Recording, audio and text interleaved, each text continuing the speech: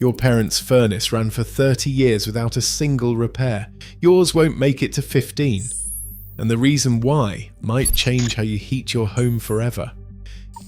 In the basements of homes built from the 1960s through the 1980s, one piece of equipment stood as a symbol of American reliability: the cast iron or heavy gauge steel furnace.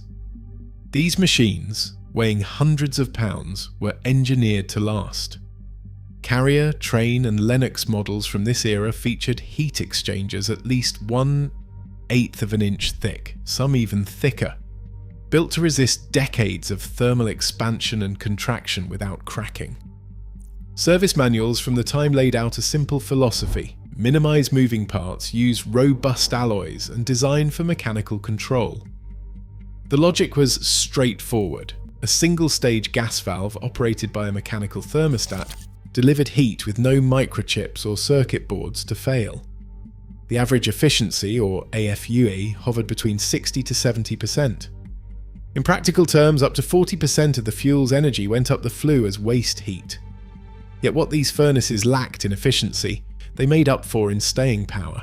Surveys conducted by the American Gas Association in the late 1970s found that the typical furnace would run for 30 to 40 years, sometimes longer if installed properly and serviced with nothing more than a new filter and the occasional belt replacement.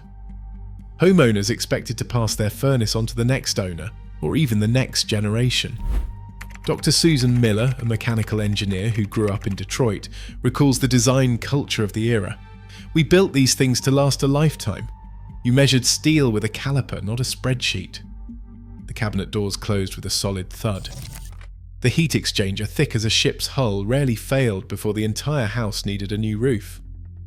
For decades, this was the benchmark, a standard of durability that shaped expectations across North America. It was a time when the words planned obsolescence had not yet entered the heating industry's vocabulary.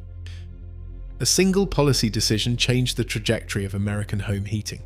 In 2006, the Department of Energy raised the minimum efficiency for new gas furnaces, forcing manufacturers to redesign their products from the inside out.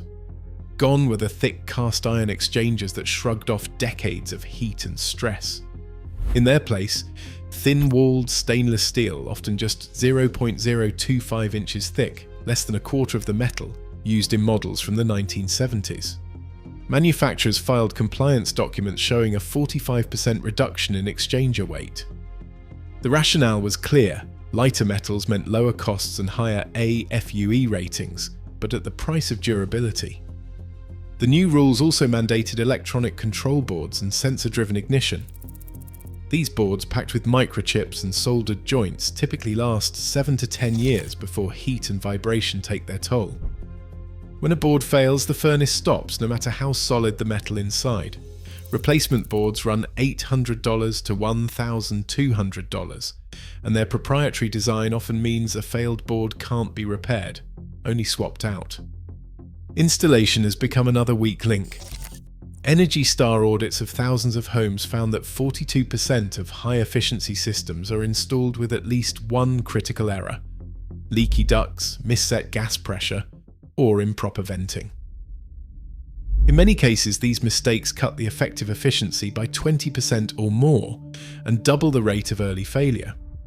A cracked heat exchanger, the single most expensive repair, now averages $3,000. For many homeowners, the first major failure comes between 10 and 15 years. At that point, repair costs often rival the price of a new furnace. The result is a 15-year replacement cycle that quietly drains thousands from each household every decade. Dr. Elaine Martinez, a Department of Energy engineer, puts the numbers in perspective. We see the same pattern again and again. The combination of thin exchangers, fragile electronics, and installation errors means most modern furnaces are engineered for replacement, not repair. This engineered cycle is no accident. It's the product of regulatory choices and deliberate design, locking American homeowners into an expensive loop, while alternatives exist just across the border. In Canada's cold months, when the thermometer sinks to minus 30 degrees Celsius, heating systems face their ultimate test. For years, gas furnaces set the standard, but their efficiency often came at the expense of longevity. Now, cold climate heat pumps are changing the equation. In 2020, Natural Resources Canada put the Mitsubishi Zuba to the test. At 10 degrees Celsius, it delivered a coefficient of performance, COP, of 3.8. That's nearly 4 units of heat for every unit of electricity, a level of efficiency no fuel-burning furnace can match. Even as temperatures dropped to -15, the Zuba maintained a COP of 2.2, still more than double the output per input. When the mercury hit -30, it kept 85% of its rated capacity, meeting the demands of real homes through the harshest cold spells. Reliability follows suit. A 4-year field study across Ontario, Quebec and Alberta tracked over 1,000 cold climate heat pumps. The mean time between failures reached 27 years, almost twice the lifespan of a typical American furnace. Warranty claims averaged just $150 per unit, most for minor fixes like refrigerant top-offs. As Emily Chen from Natural Resources Canada points out, the data show that cold climate heat pumps are not just efficient, they are built to last. Other brands, including Daikin and Fujitsu, posted COP scores above 3.5 in moderate weather and kept over 3/4 of their capacity at extreme lows. In the coldest inhabited regions, heat pumps now outperform gas furnaces in both efficiency and durability. The Canadian experience proves that the old replacement cycle is not inevitable. Better design delivers better results. Mike Rogers stands in the driveway of his home outside Ottawa, holding 2 utility bills, one from before his retrofit and one from after. For years, his gas furnace ran nearly non-stop through the Canadian winter. Burning fuel every hour, the temperature dropped below freezing. But after installing a dual fuel system, a cold climate heat pump paired with his existing gas furnace, his heating bills told a different story. The system's control logic is simple but powerful. Whenever the outdoor temperature is above 2 degrees Celsius, the heat pump handles all the heating, drawing electricity to move warmth indoors at a rate 3 to 4 times higher than its energy use. Only when the mercury plunges below that cut-off does the gas furnace step in, and even then it's only for the coldest nights. Field data from Ontario and Quebec show that in homes like Rogers, the heat pump now covers over 90% of all heating hours in a typical year. The results are hard to ignore. Rogers' annual gas consumption dropped by 55% and his total heating bill shrank by more than a third. Across the region, studies report average savings of 30 to 45% for dual-fuel households compared to gas-only setups. The numbers hold even in deep winter when the heat pump's efficiency dips but never fails to deliver. Rogers describes the change as both financial relief and peace of mind. No more bracing for 4-figure gas bills or worrying about a single point of failure. In his words, it's like having insurance against the cold and the next price spike. For homeowners, dual fuel isn't a theoretical upgrade, it's a proven, real-world solution that rewrites the rules on comfort, cost and reliability. The evidence from Rogers and thousands of others points to a future where the 15-year replacement cycle is no longer inevitable, and where smart engineering delivers both savings and security. Federal investment has transformed the Canadian home heating market. The Greener Homes Initiative, led by Program Manager Emily Chen, has funneled $2.6 billion into direct support for homeowners.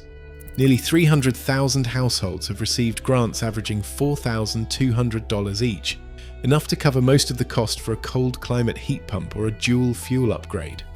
For those looking to go further, a zero-interest loan of up to $40,000 is available, making deep retrofits possible without crushing upfront payments. Ontario's own rebate program adds another $7,500 for qualifying installations.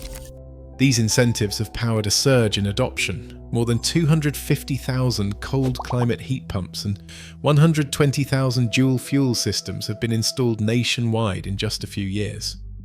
The result is a measurable shift away from gas-only heating, driven not by marketing but by policy, and by Chen's data-driven approach to targeting funds where they deliver the most impact.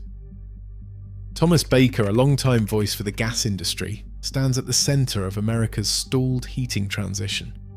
Over the past 5 years, gas utilities and equipment manufacturers have poured $12.4 million into lobbying Congress and state legislatures, according to Open Secrets. Their message: keep the focus on gas, slow walk support for electrification.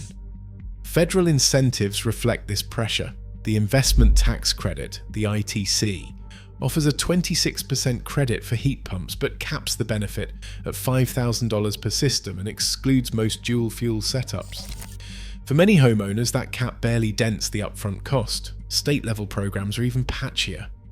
California, New York, and Massachusetts run rebate schemes, but funding is tight.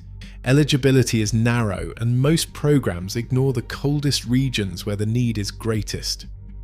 In the Midwest and Great Plains, rebates are rare or non-existent. Public awareness remains low. Surveys show most Americans think a new furnace is their only option when the old one fails. Meanwhile, the gas lobby's campaign continues quietly, shaping tax law and public perception. The result is a policy landscape that locks millions into the 15-year furnace cycle, with little hope of relief unless the rules and the incentives change. Today, over half of United States heating systems are still installed incorrectly, locking millions into costly, short-lived cycles. Yet proven Canadian solutions already outperform and outlast. The real question is, will American homeowners accept the status quo or demand a future where comfort, savings, and longevity finally align? Share your thoughts below.